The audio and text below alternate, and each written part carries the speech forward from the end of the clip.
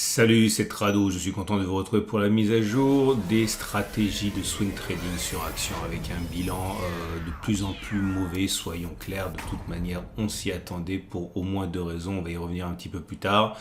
La première action, il restait 5 actions sur le portefeuille swing trading. Première action STM. ST Microelectronics qui également connaît une pesanteur évidente. Nous sommes rentrés à 41,3, objectif faire plus 16,50, stop de protection à moins 16,50. On est toujours en jeu sur cette action, même si on est fortement dans le rouge. Somfy qui est également dans le rouge, toutes elles sont toutes dans le rouge, et Somfy avait été acheté à 162 avec un objectif à plus 13% et un stop de protection à moins 13. On s'est rapproché de mon objectif et on a été emporté par les vagues baissières sur les indices. Actuellement on est dans le négatif. Infotel, troisième action qui est également dans le rouge. Alors là, vraiment, on a loupé d'un poil de chameau l'objectif qui a été à plus 8,95 avant de prendre de plein fouet l'attaque baissière sur le CAC 40. Bon, on est à peu près à l'équilibre. Et pour les deux dernières actions, ça y est, je suis sorti sur mon stop de protection. Alors certains diront que c'est vraiment dommage d'être sorti sur contact des moins 12,95 alors que je visais plus 12,95 puisque on voit bien qu'en clôture on a préservé ce niveau, et si j'avais utilisé les clôtures et pas simplement des ordres de vente au simple contact, je serais encore dedans. Oui, voilà, mais il n'y a pas de solution miracle.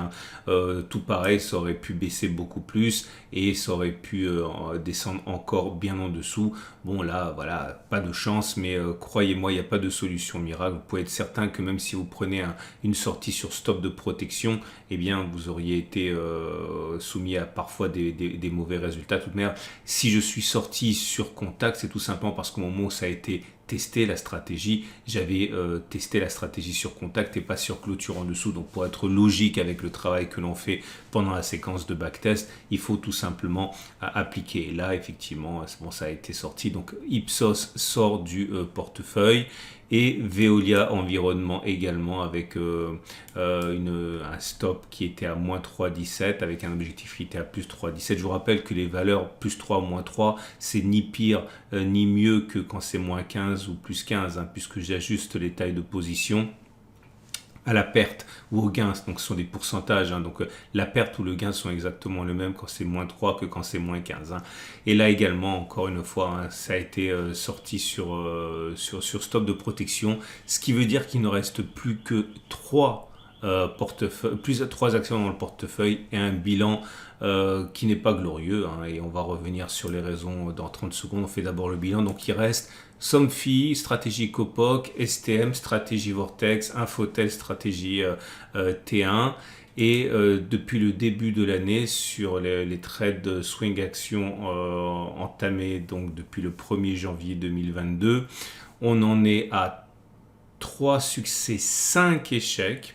Autrement dit, le taux de succès, donc, qui était de 100%, sombre à 38%. Clairement, ça veut dire un trade sur 3 gagnants, 2 trades sur 3 perdants. Et si on considère que on prend 1% de risque par trade, c'est-à-dire si vous êtes déclenché et que cela occasionne une perte de 1% de votre capital de 100 000, c'est-à-dire 1 000 euros, on aurait gagné 3 fois 1000, 3000. On aurait perdu 5 fois 1000, 5000. Donc une perte sèche depuis le 1er janvier 2022 de 2000. Autrement dit, une performance sur un capital de 100 000 de moins 2%.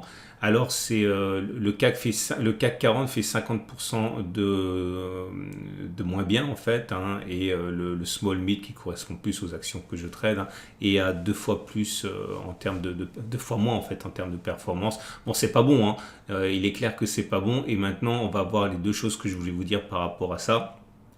Première des choses, vous comprenez pourquoi j'ai ralenti significativement la mise en portefeuille de nouvelles actions. Quand les actions sont mal orientées, enfin quand les indices sont mal orientés, il faut vraiment avoir de la chance pour avoir des actions qui s'en sortent bien. Généralement, une sorte de pesanteur qui fait que quoi que vous ayez pris, ça risque fortement de baisser. Donc voilà, là je vous renvoie à la vidéo que j'ai faite il y a 2 semaines sur les moments où il faut arrêter d'ajouter des actions au portefeuille, et je peux vous garantir que si j'en avais pris tous les jours quasiment comme je le faisais l'année dernière pour le même portefeuille, j'aurais eu encore plus de mal. Hein. Là simplement mon portefeuille est vidé peu à peu des actions que j'ai prises au moment où les actions allaient bien.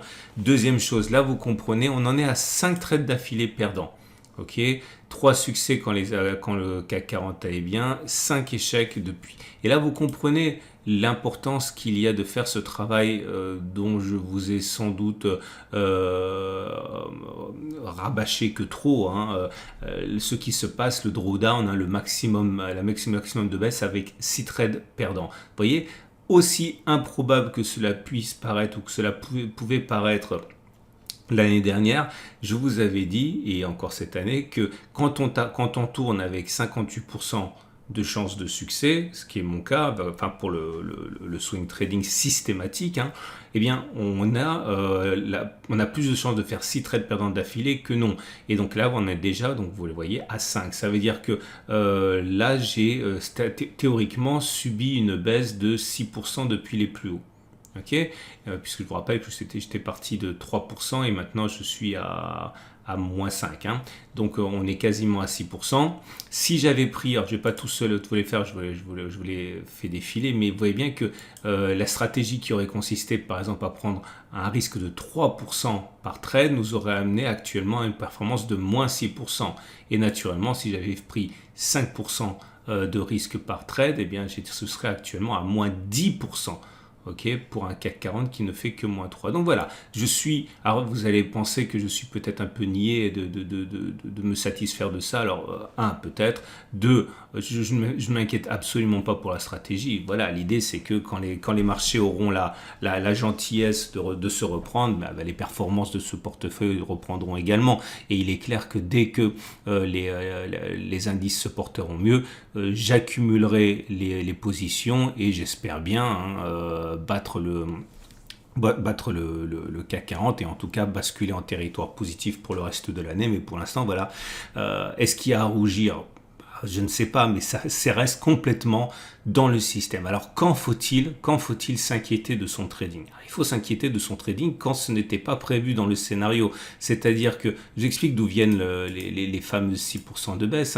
Ça, c'est les positions de l'année dernière. Ok, on avait calculé que selon le nombre de succès que l'on avait et le nombre d'échecs que l'on avait, bon, clairement, on était sur du 58%. Bon, on va dire 60% pour faire simple. Et vous savez, quand on a 60% de chances de réussite, on avait calculé ça, eh bien, on a plus d'une chance sur 2 d'avoir 6 trades perdants d'affilée. Donc si maintenant j'arrive à quelque chose de significativement différent, comme par exemple 10 trades d'affilée perdants, je commencerai à m'inquiéter si les indices se sont redressés entre temps. Mais pour l'instant, ça reste complètement carré par rapport aux outils que j'utilise et aux calculs que j'ai fait. Donc non, je ne suis pas content, mais je ne suis pas mécontent non plus. On est dans les clous. Voilà. Alors, j'espère que vous trouvez de l'intérêt quand même à suivre ce portefeuille. Vous voyez bien qu'il ne s'agit pas de vous vendre du rêve. C'est facile d'acheter la bonne chose quand les marchés montent. C'est un peu plus compliqué quand les marchés baissent. Mais vous comprenez également l'avantage du discrétionnaire par rapport au systématique. Parce que bon, ça ne va pas durer et puis il y a beaucoup moins de trades. Mais sur les stratégies de swing trading discrétionnaire cette fois, pas systématique sur le CAC 40, voilà, on est à 3 trades perdants, 3 trades depuis le début de l'année. Il y en a 2 qui ont été sortis avec gain et un qui est en cours.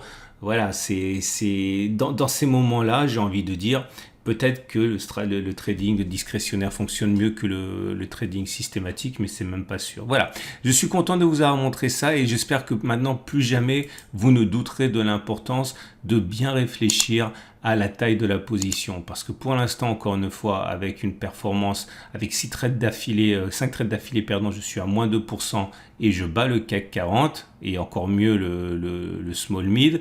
Mais si j'étais à 5% de trade, voilà, je serais battu par le CAC 40 avec moins 10%. Alors là, simplement, regardez, c'est un peu long, mais c'est important pour vous, vous comprenez si vous débutiez. Par rapport à l'année dernière, c'était l'inverse. Ok, avec 1% de trade par an, c'était 9% de performance par rapport à un CAC qui avait fait 12% parce qu'en fait c'était depuis le 27 mai en l'espace de 6 mois.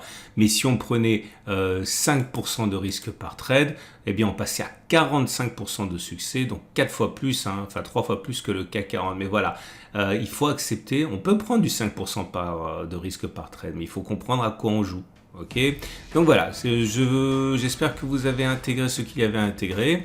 J'espère que la situation va bientôt changer, que je pourrai prendre des positions. Sinon, je me contenterai de vous montrer les effets sur un portefeuille lorsque les indices décrochent. Voilà. Regardez les vidéos qui suivent et également, je mets à la fin de cette vidéo la vidéo la plus importante que vous deviez regarder. Si vous ne l'avez pas encore regardé, c'est la seule façon de gagner en trading. C'est la vidéo qui est vraiment la plus importante. J'invite à la visionner. À tout de suite pour d'autres vidéos.